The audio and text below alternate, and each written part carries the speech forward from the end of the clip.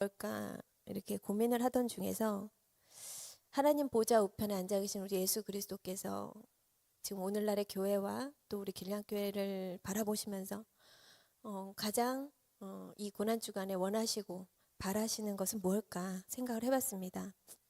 그것은 당신이 2000년 전에 죽으신 그 십자가 대속이 결코 헛되지 않기를 바라시는 그런 마음이실 것 같아요. 예수님은요, 이 고난주간에 물론 우리 교회들이 뭐 특별 새벽 기도회도 하고 뭐 한 끼 금식도 하고 미디어도 절제하고 엄숙하고 경건한 분위기로 보내고는 하지만 하나님이 이 고난주간을 맞이해서 우리가 정말 주님 앞에 울고 정말 애도하면서 그렇게 보내시길 바라실까요?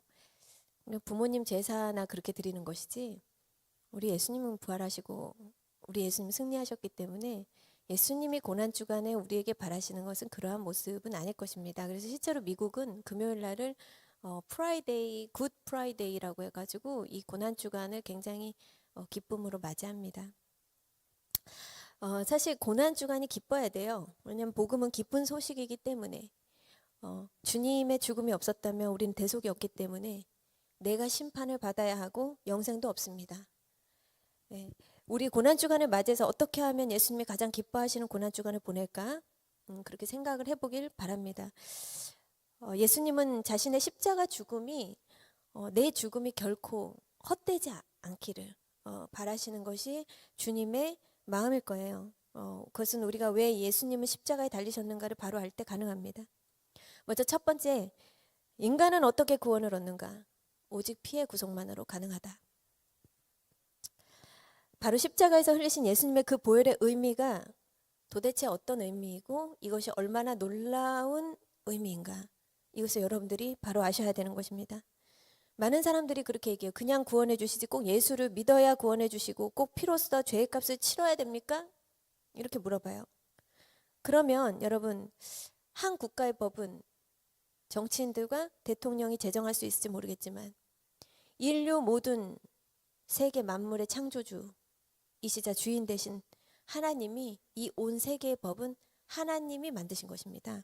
그래서 하나님도 예외일 수 없습니다. 여러분들 예를 들어서 법을 만든 대통령이 자기 아들이 법을 어겼다고 해서 만약에 그 법을 치리하지 않고 숨기고 묵인해주고 봐준다. 그러면 여러분 그 대통령 아무리 대통령이라 한들 법을 어긴다면 여러분 용서할 수 있습니까? 용서할 수 없죠. 그와 같이 아담과 하와 사랑하는 가족, 자식이 지은 죄라도 하나님은요, 그 자식이 법을 어길 땐 하나님 법대로 행해야 됩니다. 그래서 하나님은 법대로 하신다. 인류 질서에 하나님은 법을 만들어 놓으셨습니다. 그래서 우리가 출애굽기 21장 23절부터 25절을 보면 우리 하나님의 공의는 어떤 공의냐? 생명은 생명으로 갖고 눈은 눈으로, 이는 이로, 손은 손으로, 발은 발로 이렇게 갚아주셔야 돼. 이것이 하나님의 공의입니다. 이것은 신명기 19장 21절에도 나와 있습니다. 하나님은 어떻게 갚는다? 눈은 눈으로, 이에는 이로. 이것이 하나님의 공의예요. 이 말씀들은 모두 하나님 공의의 하나님임을 확실하게 드러낸 율법 조항입니다. 그런 하나님께서 인간의 죄는 도대체 뭘로 갚아야 되냐? 로마서 6장 23절에 죄의 싹은 사망이요.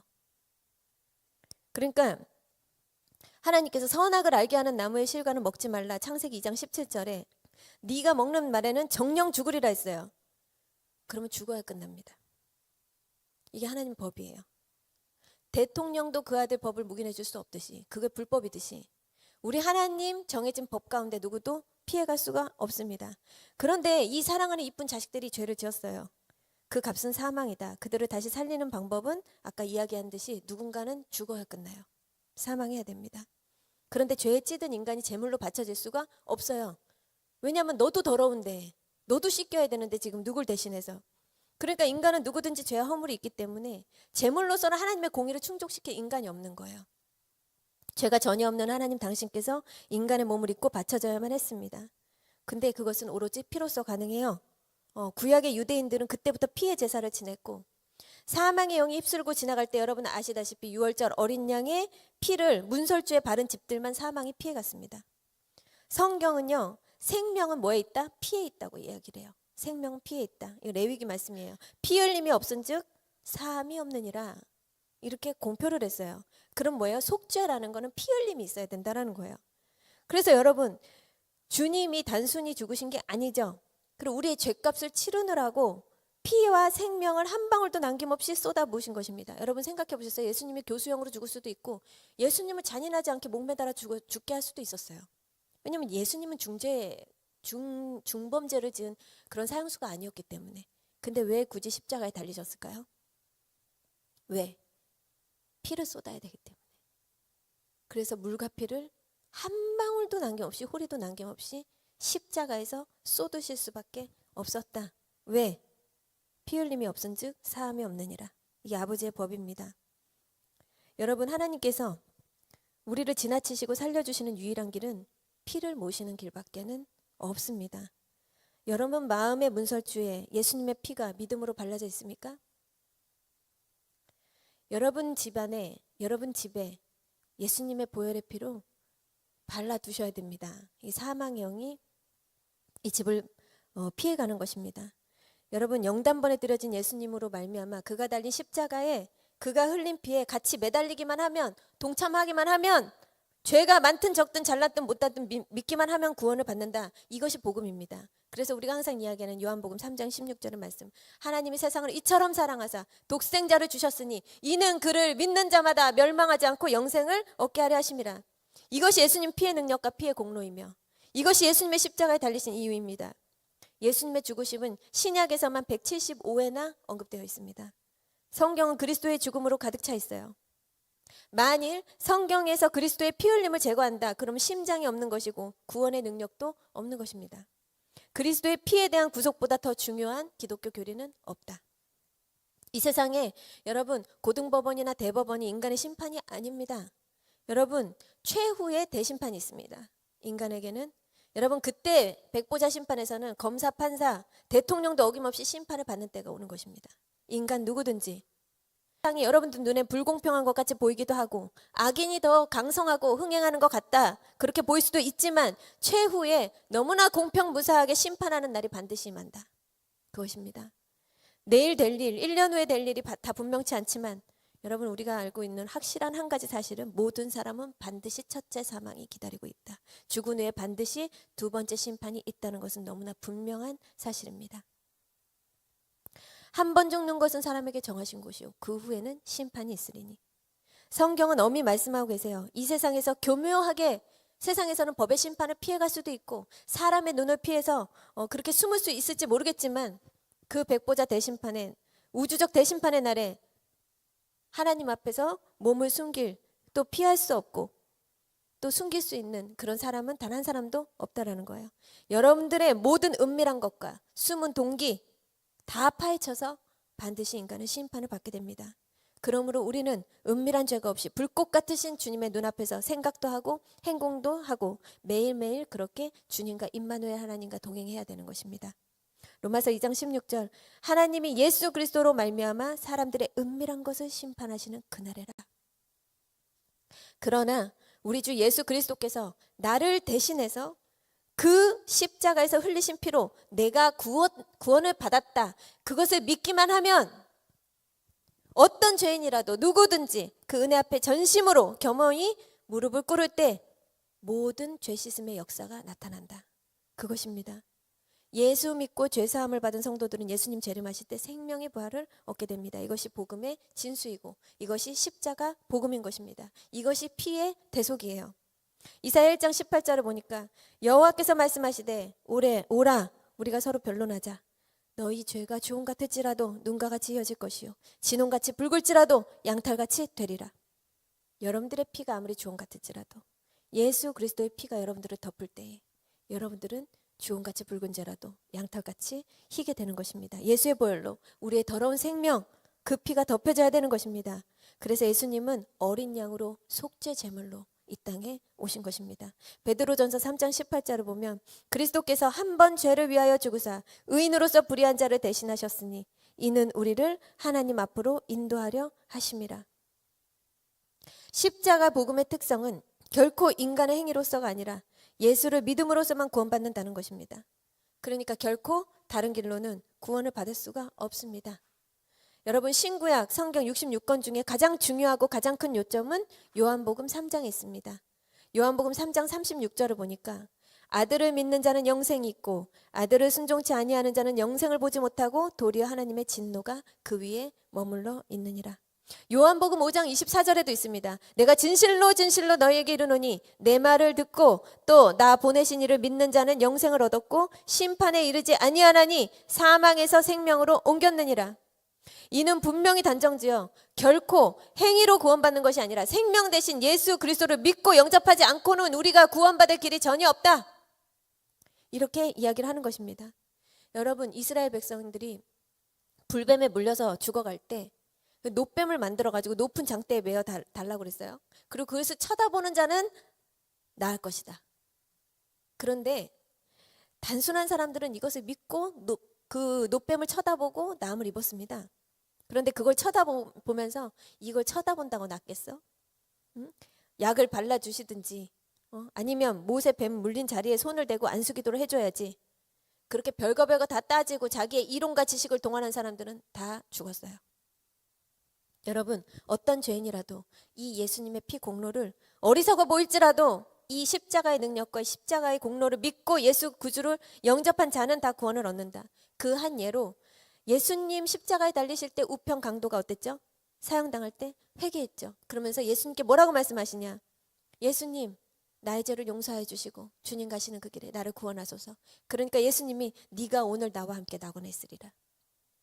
방금 전까지 정말 사형수로 죽을 수밖에 없던 죄인도 내가 바로 하나님을 마음으로 영접했을 때 그 죄인 한 사람이 예수를 믿고 구원을 얻었다는 것입니다.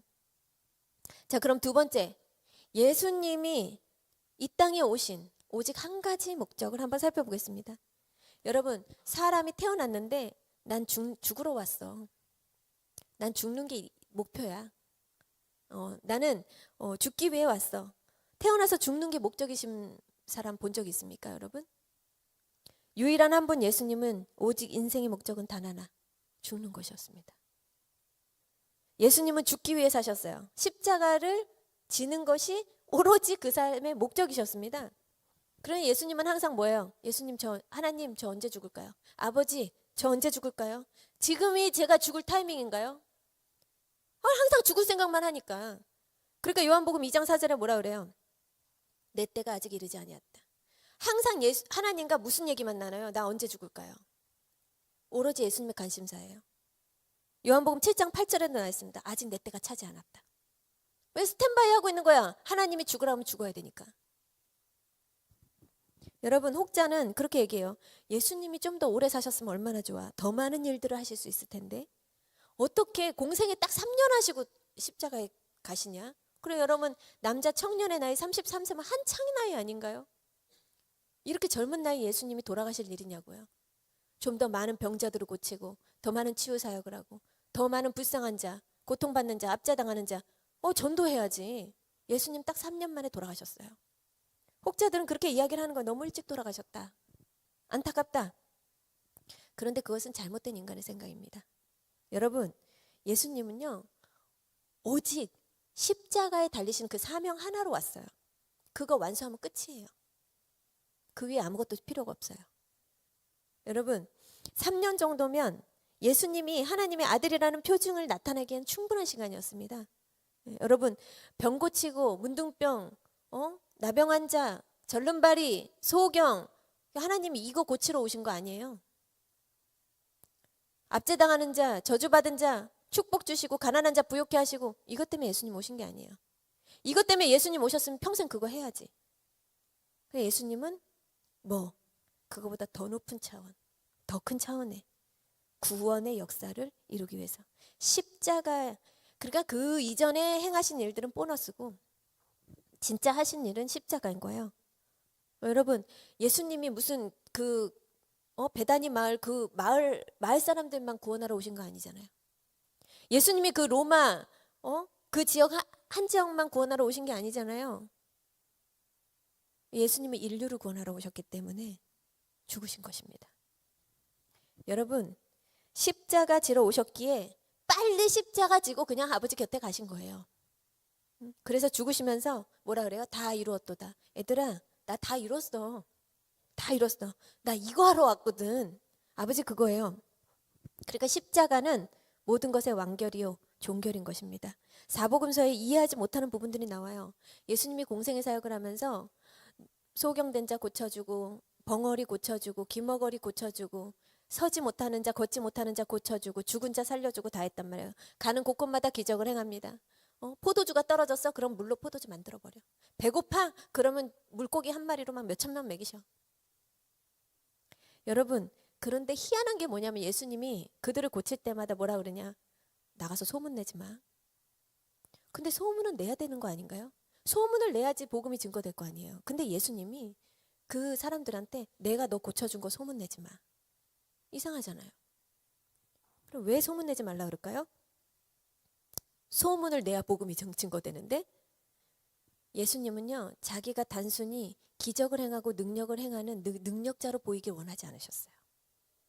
그러니까 이후에 예수님이 자신의 계획을 이제 공개합니다. 때가 되니까 마태복음 16장 21절에 그래요. 이때로부터 예수 그리스도께서 자기가 예루살렘에 올라가 장로들과 대제사장들과 서기관들에게 많은 고난을 받고 죽임을 당하고 제3일에 살아나야 할 것을 제자들에게 비로소 이때 가르치신다.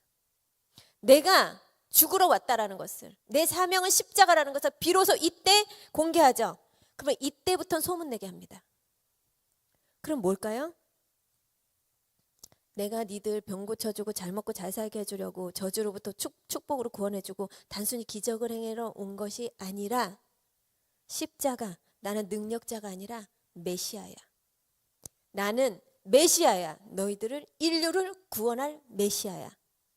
그거를 바로 알려주기 위해서 예수님이 그전에는 입단속을 하시고 이 십자가가 공개된 다음에 입단속을 안 하십니다. 예수님이 원하는 것은 능력자로 온 게 아니라 내가 너희들을 구원할 메시아로 왔다는 것을 알게 하시는 거예요. 여러분, 십자가 없는 예수님의 사역은 완전히 안고 없는 찐빵이요 반쪽짜리 그런 복음이기 때문에 소문을 금지한 것입니다. 사람들이 예수님을 잘못 오해할까 봐. 여러분, 예수님이 십자가 이루신 것이 여러분 죄 사해주고 병 고쳐주고 여러분 가정의 문제, 개인의 문제, 관계의 문제, 물질의 문제 이런 거 도와주고 저주를 축복으로 바꿔주고 기적을 주기 위해서 여러분 자녀 대대손손 축복받으라고 예수님이 그것 때문에 오신 것 같아요? 그거는 십자가 안에 포함되어 있는 내용일 뿐입니다.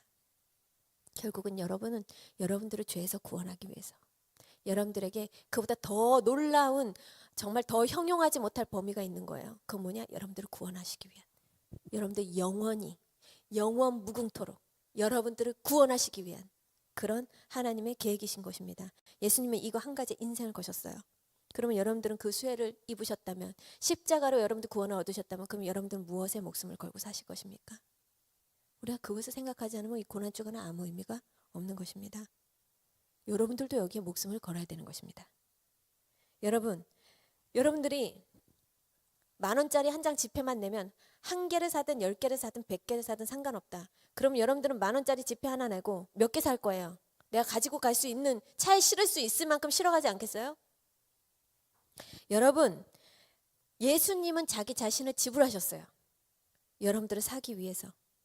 그리고 우리를 피해 값으로 사시기 위해서. 그러면 예수님의 십자가 대속은 한 명 구원하는 게 나을까요? 인류를 구원하는 게 나을까요? 여러분, 대속은 한 사람을 위한 것인가? 동시에 그 대속은 인류를 위한 구원의 대속인 것입니다. 예수님이 그럼 이 땅에서 원하시는 건, 지금 하나님 보좌 우편에 앉아 계시면 우리한테 원하시는 건 뭘까? 단 한 사람이라도 더 영혼을 구원하는 것입니다. 한 사람이라도 더. 그것이 아버지의 관심이에요. 그래, 예수님이 오신 목적 십자가는 뭐다? 누구든지 구원을 얻으라. 누구든지 십자가를 믿기만 하면. 그 내 희생으로 한 사람이 구원받는 것을 원할까요? 그게 아니라는 것이죠. 예수님이 오늘날 우리에게 이 고난주간을 보내면서 눈물로 호소하는 것은 무엇인가? 나의 죽음을 기념하고 슬퍼하라? 슬퍼할 필요 없다니까. 예수님 부활하셨는데. 그게 아니라 나에게 돌아오라. 십자가를 믿으라. 너희는 모든 영혼들에게 이 십자가 피의 구속을 전하라. 그것입니다. 자, 세 번째, 그러면 우리는 어떻게 살아야 하는가? 첫 번째, 내가 십자가 대속을 믿어야 됩니다. 내가 구원을 받아야 돼요. 내가 피의 공로를 입어야 됩니다. 첫 번째로 나 자신이 가장 확실하게 온전히 십자가 구속을 의지하고 바라보고 믿어야 되는 것입니다. 여러분, 아까도 얘기했지만 예수님이 십자가에 매달리셨다면 우리는 그 십자가에 이제 매달려야 돼요. 예수님한테 매달리는 것입니다. 구원은 인간의 열심과 공로와 행위의 치적이 아니라는 거예요. 우리의 노력으로 구원을 얻는 것이 아니라는 것입니다. 우리의 신앙생활도 이와 같이 되기가 쉽습니다. 우리 예수님이 이미 다 성취해 놓으셔서 믿음과 기도로 그것을 내 것으로 만들어서 승리의 생활을 할 수 있는데, 그것을 몰라가지고 여전히 교회를 다니면서도 패배의 생활을 하고 마귀에게 짓눌린 생활을 하는 경우를 많이 볼 수가 있습니다. 여러분, 저는 교회의 빈자리를 보면서 슬프지 않아요. 그런데 있는 사람이 교회를 떠나버리면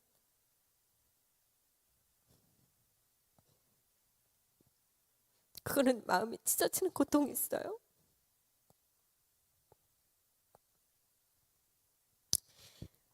영국의 허드슨 테일러가 선교사가 중국 내지에서 선교 활동을 하는 중에 극도로 피곤하고 번민해서 좌절에 빠졌습니다.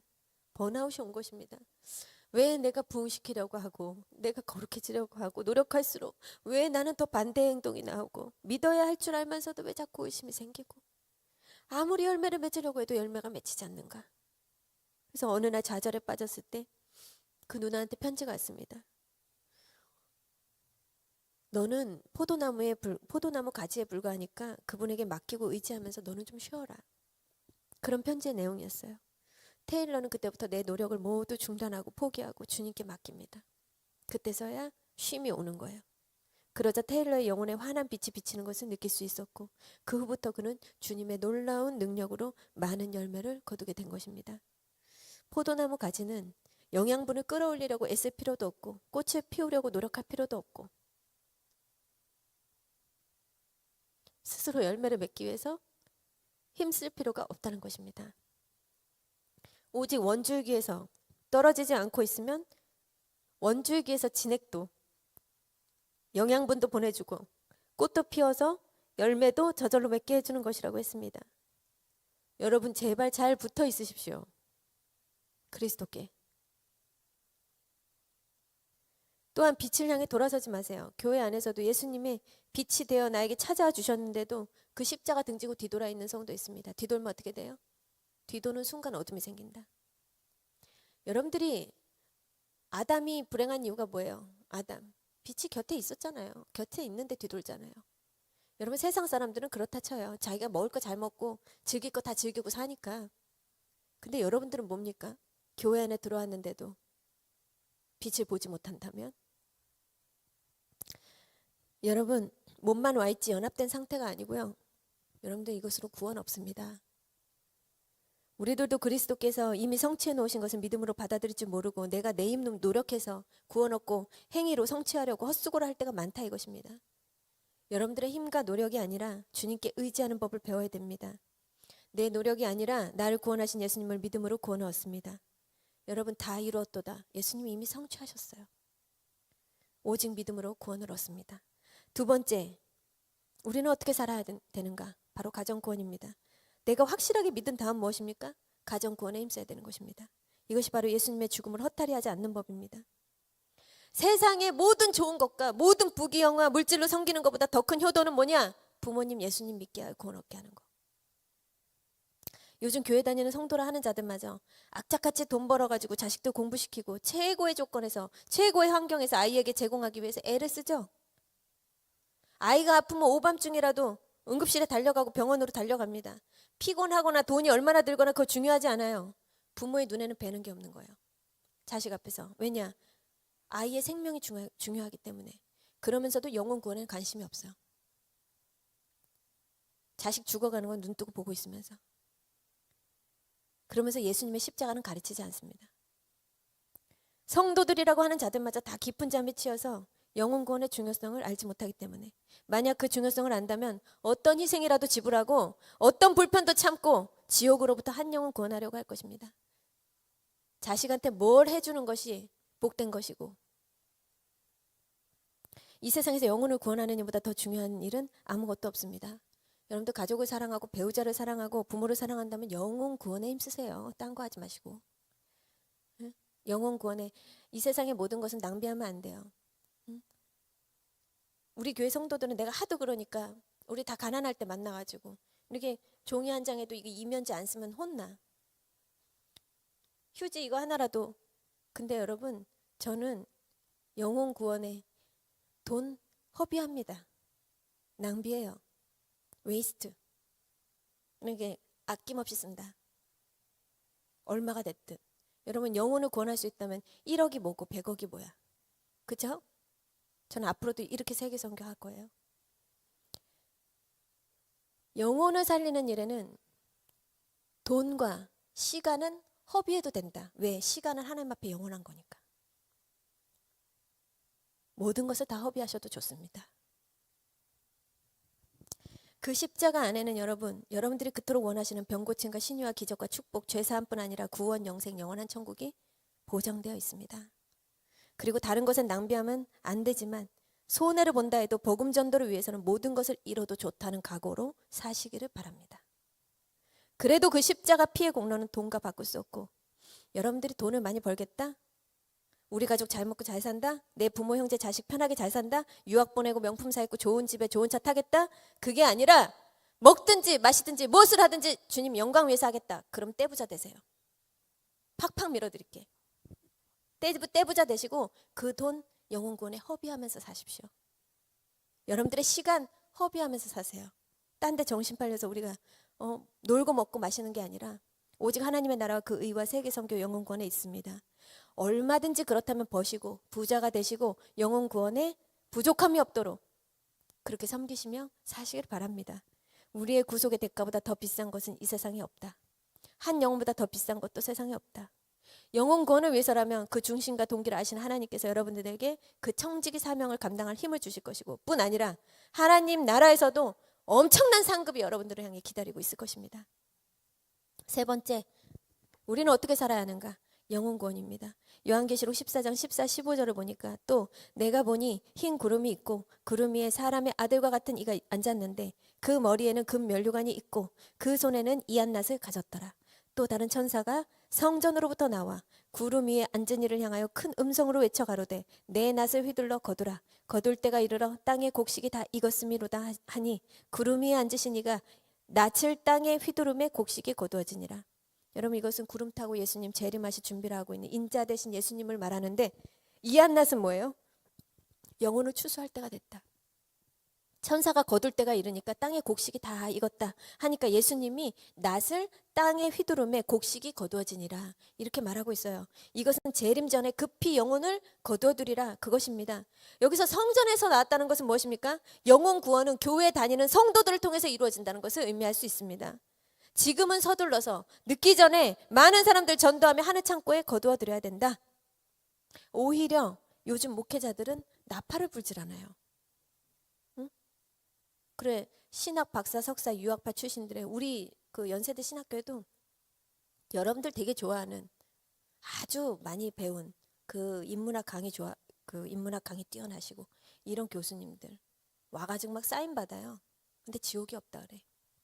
이런 헛소리들이나 하고 앉아있고, 여러분 반드시 하나님 앞에 심판받습니다. 요즘 목회자들은 나팔을 불질 않아요. 그래, 성도들한테 정말로 중요한 것이 무엇인지 성도들을 깨우지를 않습니다. 여러분들 재림이 웬 말인가? 요즘엔 재림 외치는 이단도 안 나와. 여러분, 이럴 때 예수님이 오신다는 걸 명심하세요. 세상 곳곳에서 재림을 떠들고 나팔을 불 때는 예수님 안 오십니다. 왜? 예수님 도적같이 오신다 그랬어요.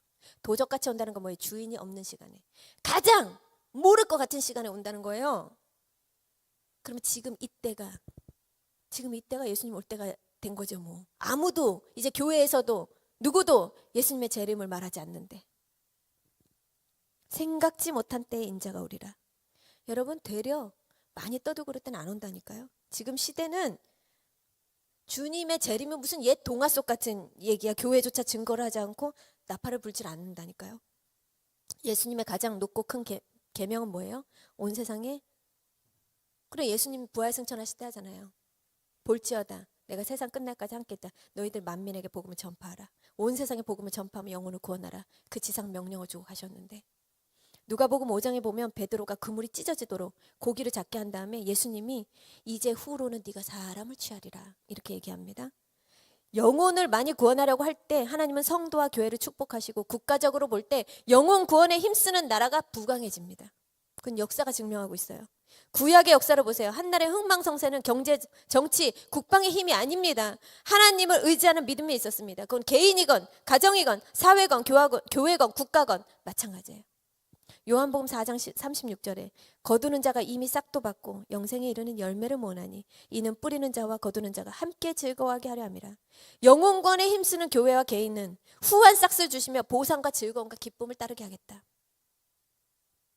여러분들은 예수님의 십자가 고난의 위력과 왜 예수님이 십자가에 달리셨나 고난의 뜻을 깨달아서 예수님의 고난이 헛되지 않도록 많은 영혼들이 그 십자가를 바라보게 해야 될 것입니다. 가족을 위해서 생명건 기도를 하시고 영혼 구원, 세계 선교까지 우리의 지경을 넓혀달라고 기도하시기를 바랍니다. 예수님이 나는 죽으러 왔다. 그 한 가지 평생의 목표 하나로 사셨어요. 그 피값으로 구원받은 우리 역시 한 가지 사명만을 바라보고 간다. 구원받은 성도의 가장 큰 사명은 십자가를 증거하는 것입니다. 병고침과 은사와 기적만이 아닌 피의 대속, 십자가의 대속을 증거해야 되는 것입니다. 사명은 생명보다 귀합니다. 하나님께서 우리를 지금 이 시간까지 살려두신 목적은 여러분들의 사명이 다하지 않았다는 거예요. 하나님이 우리에게 맡겨진 귀중한 사명을 감당하라는 것입니다. 말씀을 맺겠습니다. 고린도전서 15장 22절을 보니까 아담 안에서 모든 사람이 죽은 것 같이 그리스도 안에서 모든 사람이 삶을 얻으리라. 저와 여러분들은 다 죄인입니다. 하나도 빠짐없이 지옥 가야 마땅한데 독생자 예수님의 보혈로 말미암아 영원한 천국에 들어갈 수 있게 된 것입니다. 하나님 보좌 앞에서 흠도 없고 결도 없고 아름답게 그렇게 나타나게 되었으니 얼마나 큰 축복인지 모릅니다. 이것은 그가 흘리신 피 때문입니다. 단 한 방울도 남김없이 쏟아부어서 창자에서 오장육부에서 쏟아놓은 물조차도 몸 안에 있는 물조차도 다 쏟으셨다고요. 오늘 말씀의 제목과 같이 왜 십자가에 달리셨나 그것을 반드시 기억하며 예수님의 피가 자신의 것이 되지 못한 사람은 지금 주님께 나와 영접하고 믿으시기를 바랍니다. 가족과 영혼 구원을 위해서 여러분들 사명을 결단하시기 바랍니다. 우리가 세상 사람들과 똑같이 살아가지고는요 면류관은 없습니다. 예수님이 죽으신 날은 우리에게 너무나 좋은 날이죠. 감사와 기쁨으로 주님이 다시 오심을 소망하면서 그때까지 진심으로 주님만 따르기로 결단하고 헌신하시는 저와 여러분들이 이 고난 주간을 그렇게 보낸다면 우리 예수님이 기뻐하실 것이라고 생각합니다. 거친 주의 십자가 흐르는 보혈 강물 되어 내 맘에 제가 예정에는 없었어요. 근데 갑자기 이 찬양이 너무 우리 주님이 주셔가지고 같이 찬양하고 마치고 싶은데 우리 영미 언니가 나와서 좀 반주를 해주시면. 악보는 네.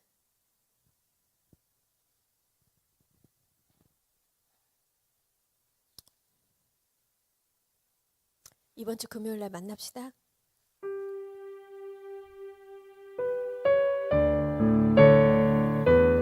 우리 가사를 생각하시면서 거친 주의 십자가 흐르는 강물 되어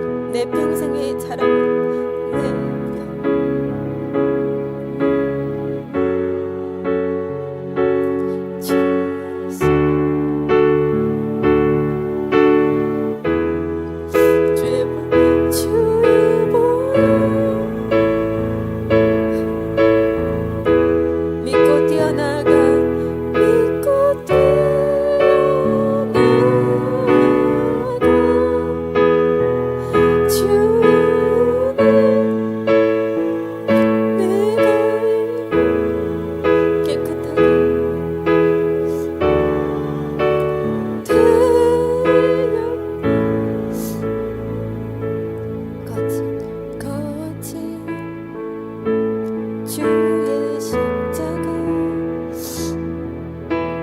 흐르는 보혈 강물 태우는 깨끗하게 하시고 하늘과 땅을 이신 주님의 보혈 내 평생을 자랑은 주의 십자가로다.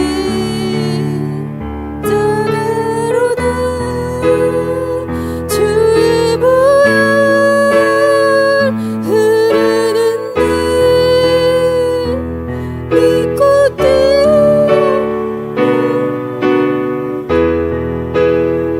주의 은혜 내가 깨끗하게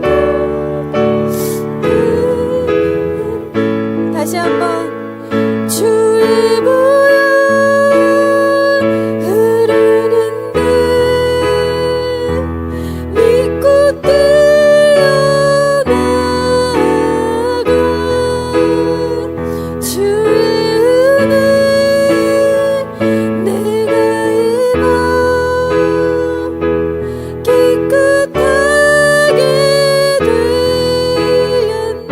깨끗하게 되었네. 깨끗하게 되었네. 거룩하신 하나님 아버지, 고난의 주간을 지나며 십자가를 깊이 묵상하게 하시니 감사합니다. 예수님의 삶이 얼마나 분명했는가를 우리가 보았습니다. 주님은 오직 첫째로 십자가, 마지막도 십자가, 끝까지 한 길만을 걸어가셨습니다. 이 고난주간 주님은 우리가 눈물을 흘리며 슬퍼할 게 아니라 대체 예수께서 왜 십자가에 죽으셨고 주님이 우리에게 지금 원하시는 것이 진정 무엇인가, 그것을 알려주셨습니다.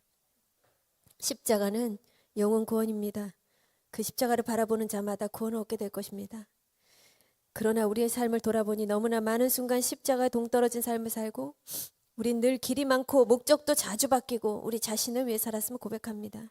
이 고난중간 다시 예수님 우편강도와 같이 겸손히 우리의 죄를 자복하고 십자가의 믿음으로 매달리길, 예수님께 매달리길, 피의 대속을 의지하기를 원합니다. 우리 역시 예수님과 같이 오직 그 한 사명, 그걸 가지고 우리의 전생애를 태우게 도와주시옵소서.